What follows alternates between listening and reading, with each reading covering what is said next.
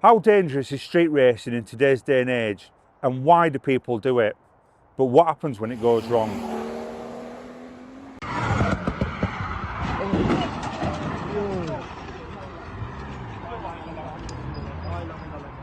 Ben was born, and from that very day, you know, I'd got my best mate, you know, my confidant, my business partner as he grew into, you know, and as life went on, you know, 19 years, he grew into into a wonderful young man. Around about 1 o'clock, there was a motion sensor picked up on the Ring doorbell, and I tried to connect to it, and I couldn't see it. I couldn't see anybody there.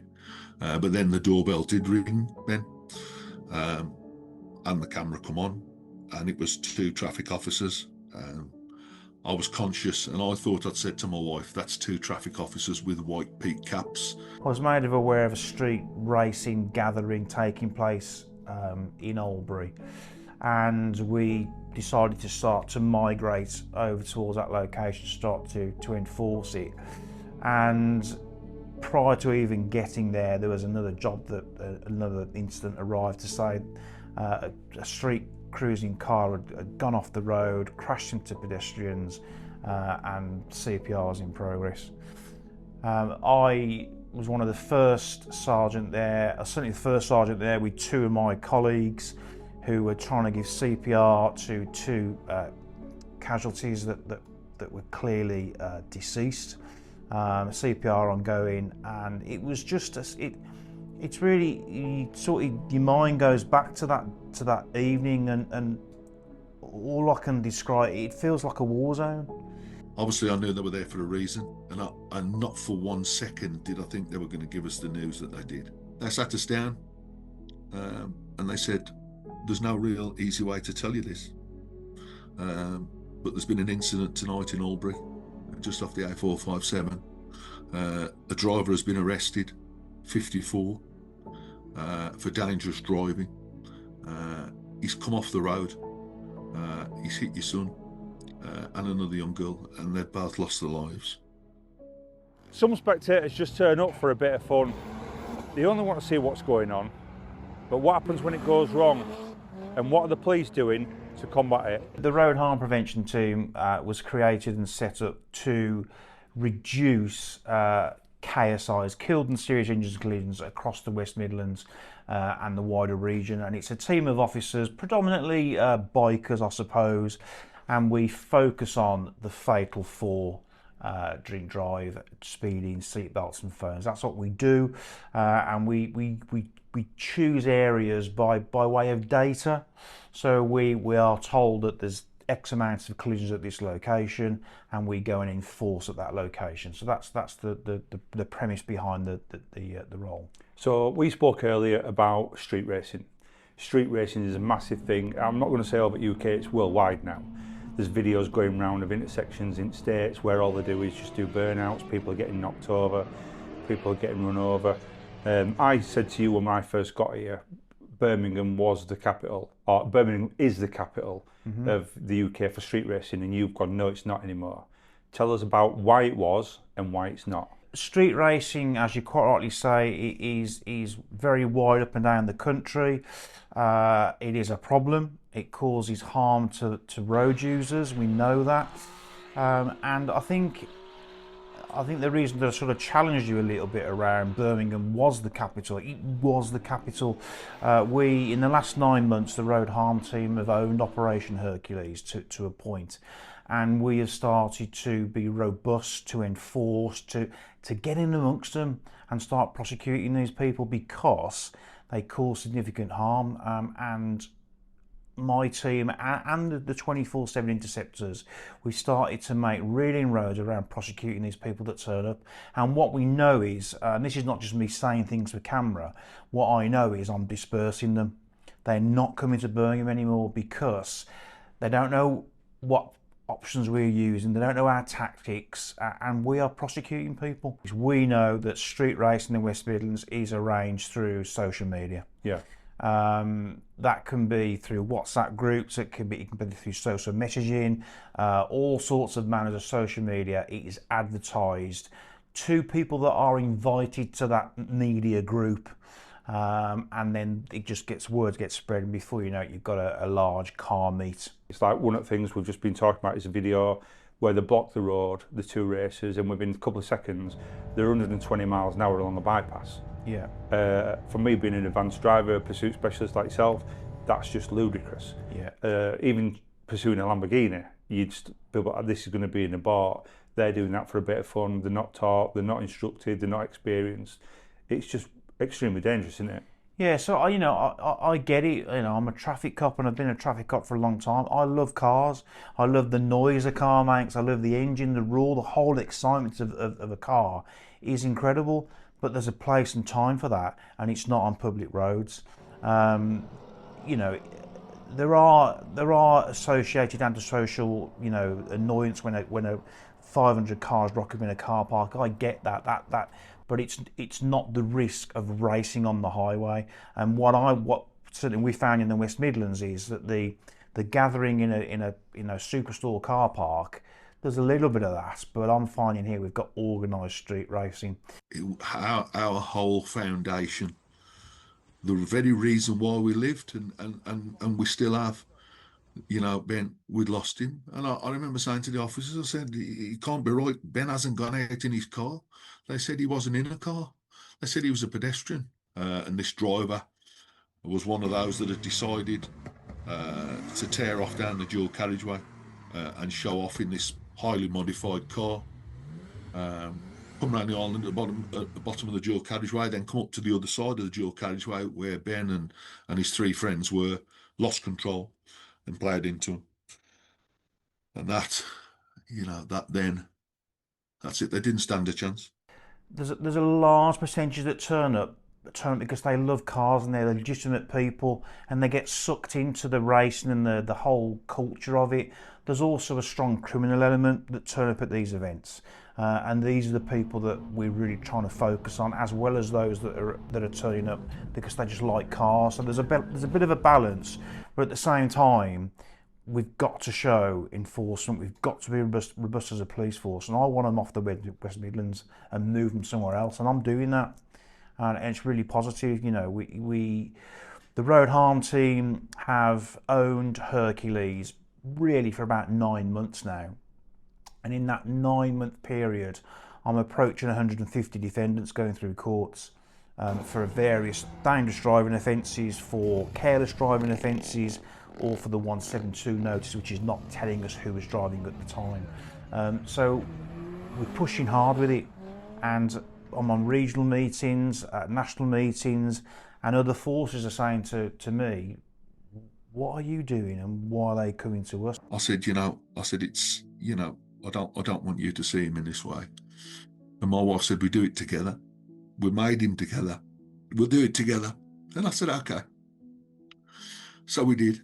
And, the police had already told us, they said, listen, you won't be able to go in with your son. You'll have to identify him through a plate glass window, in a mortuary, in a local hospital. The son that we'd made, the son that had made our lives, the son that completed our family, we couldn't go in and see him. And on the morning that we identified him, Ben, the police knew that we'd ask. And we got to the hospital, and I can't say we were prepared for anything. It was a blur of what we were going to do. But we got to the hospital, and the officer said, "Listen, we knew you were going to ask, and we have asked whether you can go in with him, and you can." I'd like to say that feeling then was relief, and not really, but it would have been so tough that we could have seen him, but we couldn't go in with him. And Ben, my 6'4" son, 19 with all his life in front of him, he's lying there on a mortuary slab. He was a bit roughed up, but he was still Ben. He looked like he was asleep. And I remember stroking his hair, soft, and I remember saying to him, "Oh, my lad, oh, my son." I said, "I just can't believe this has happened." And Ben was known for his size, and he was a different guy to me. And I can remember, this 6'4" lad, head and shoulders above his dad. And if I come back from work and I needed a bit of a hug, and he'd say to me, "Dad, do you want a hug?" and the warmth and the comfort from those great big arms round me, you know, it made everything right. I stood next to him and I held his hand, and all I wanted him to do was just open his eyes and say, "I'm all right, Dad." You know, I just wanted him to say, "Dad, don't worry, I'm okay. I'm coming home." And the reality, Ben, is this: he wasn't coming home. You know, he was there. He looked exactly the same as he did, but he wasn't coming back to us. The risk you are placing yourselves at standing on the side of the road, I just do not understand why you do it. You've got a car smashed into railings, you've got spectators and pedestrians everywhere, and it looks like a bomb's gone off. It literally looks like a bomb's gone off, and the trauma, the impact, the panic, it's hard to put that into words to camera. Yeah. It's overwhelming, and as a sergeant, as a road death investigator, you have to put all that emotion to the side and get on with the job of investigating what we've got. And that's just not ruined those lives, but people all around them, family members, and someone's had to knock on that door then. Yeah, it's massive. You know, you see, you identify who the deceased are. You've then got to task police officers to go and knock the doors of the family. That's massive for police officers. It's traumatic. You know, they're concerned about how they're going to deliver the message. They've got to be empathetic. They don't know what they're going to be facing when they deliver the message. The impact on the families, the paramedics, the fire service. It's just, and it's completely unnecessary. What are we doing? It's just completely unnecessary. That's a lot of trauma to take on for not only anyone, because there's I always used to say there's a difference between seeing a dead body and then seeing a dead child, and these people were children. They were children, and it could have been massively avoided. The reality is this, that, you know, convince your children that they don't need to go there. You know, there are different places that, you know, that you can go to, and if you want, you know, that if you want to take part in you know, in road racing, or not road racing, but, you know, motorsport related events, you can do that, but don't attend these illegal events.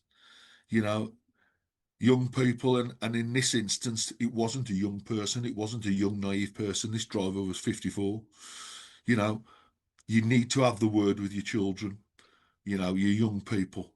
You know, they need to be deterred from attending these things, because you know, I've with some of the work that I've done since the event with young people with speed watches and things, you know, and I've tried to explain to them, you know, Ben and his friend and the two others were pedestrians.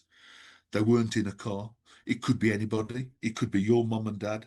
It could be a brother and sister. It could be a nan and granddad. It could be any member of your family, you know, that if they attend one of these events, or the people that are driving the vehicles at these events could kill somebody totally innocently that are not there at all.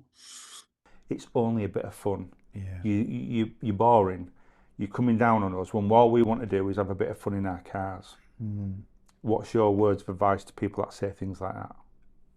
I think if people are saying that, it's foolish.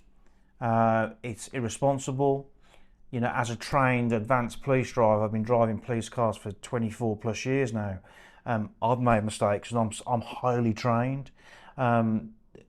Public roads, the speed limits are there because they're determined to be safe for that speed. It doesn't mean if you see a straight dual carriageway, oh, I can smash it 100 mile an hour. That is completely and utterly unacceptable. You know, the speed limits are there because the road's been deemed to be suitable to do 40 mile an hour. And remember, that 40 mile an hour is the maximum you should be doing. It's not a target. It's not. You know, we're not saying, oh, I've got to get to 40. What we're saying is that's the maximum you should be doing. So actually, for me, at a 40 mile an hour road, normal driving, I'm doing 35, 36, if it's appropriate to do so. So those parents of those two children, and not only those, but people that have died all over the world, look at the police for a voice. So what would your voice say now to members of the public that are watching this, that are thinking of going to attend as a pedestrian, just as a bystander, and thinking about getting in the new car? their RS3, their M4 competition, and going down and showing what they can do or thinking their experience. What's your words of advice? Well, if I am a parent, I've got teenage children myself, and I've got a 21-year-old daughter who's a paramedic, and a 19-year-old lad who recently passed his car test. My message is, as a parent, if you know your children are going to watch these events, stop them. Got to stop them. You've got to educate them why they shouldn't be going. Show them the harrowing news stories of the job that I'm talking about in Albury. I think it's Ben Caulfield and Liberty Chalice was the two people involved. Show them it, shock them, because it was shocking. Ben, go on.